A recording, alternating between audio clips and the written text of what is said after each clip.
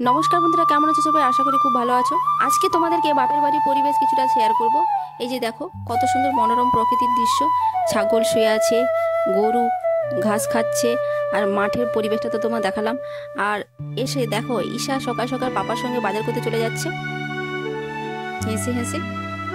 তো যেতে যেতে দেখতে পেলাম দুর্গা মায়ের প্যান্ডেল হচ্ছে। দেখো কত সুন্দর প্যান্ডেল আমাদের এদিকে রেডি হয়ে যাচ্ছে। তোমাদের ওদিকে প্যান্ডেল চলছে কিনা কমেন্টসে জানিও।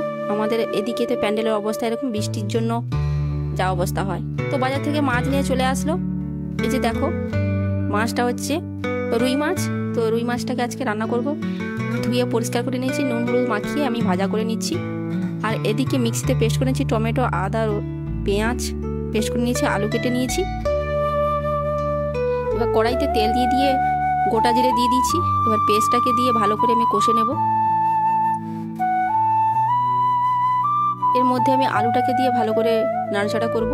তার মধ্যে নুন দেব, দিয়ে ভালো করে কষে নিয়েছি। দেওয়ার পর জল দিয়ে দিচ্ছি, জিরে গুঁড়ো, হলুদ গুঁড়ো, ধনিয়া গুঁড়ো, লঙ্কার গুঁড়ো সব কিছু দিয়ে ভালো করে নাড়াচাড়া করব। ফুটে উঠলে আমি মাছটাকে দিয়ে ভালো করে নামিয়ে পরিবেশন করব।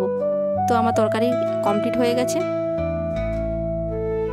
এরপর আমি এদিকে চলে আসলাম মোচা কাটার জন্য। দেখো মোচা কিন্তু খেতে খুবই ভালো লাগে। মোচাটাকে আমি কেটে পরিষ্কার করে নিচ্ছি। তো মোচা কাটতে খুবই সময় লাগে। তো মোচা খেতে যেমন ভালো লাগে, কিন্তু মোচা কাটতে খুবই সময় লাগে, আর হাতেও তো কষ লেগে যায়। তোমরা কেমন মোচা কাটো কমেন্টসে জানিও।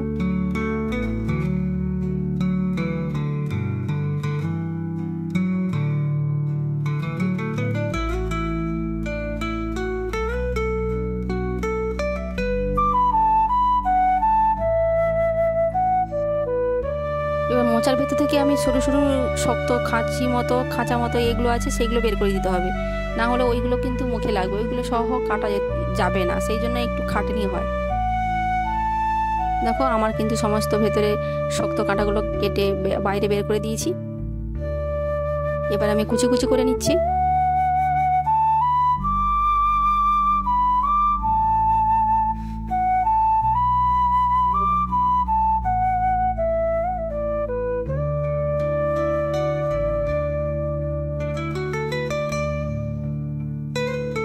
এরপর আমি একটা আলু দিয়ে দেবো, সেই জন্য আমি আলুটাকে কেটে নিচ্ছি ছাল ছাড়িয়ে,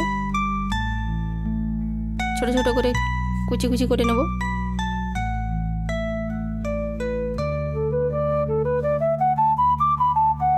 আর এর মধ্যে একটু হাফ বেগুন দিয়ে দেবো, বেশি বেগুন দেবো না, এই জন্য হাফ দিয়ে দিচ্ছি।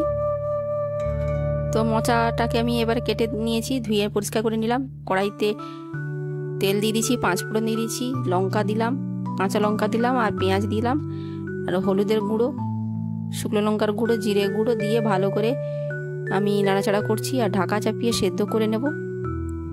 দেখো আমার কমপ্লিট হয়ে গেছে। এরপরে চলে আসবো আমার আমড়া খেতে খুবই ভালো লাগে, সবারই আমড়া খেতে একটু ভালো লাগে। তো আমড়াটাকে ধুয়ে পরিষ্কার করে নিয়েছি, আমি কেটেও নিয়েছি, নুন মাখিয়ে আমি একটু খেয়ে নেব। খুব ভালো লাগে আমার। আর তোমাদের ভিডিওটা যদি ভালো লেগে থাকে একটা লাইক কমেন্টস করে পাশে থাকো। Bye bye.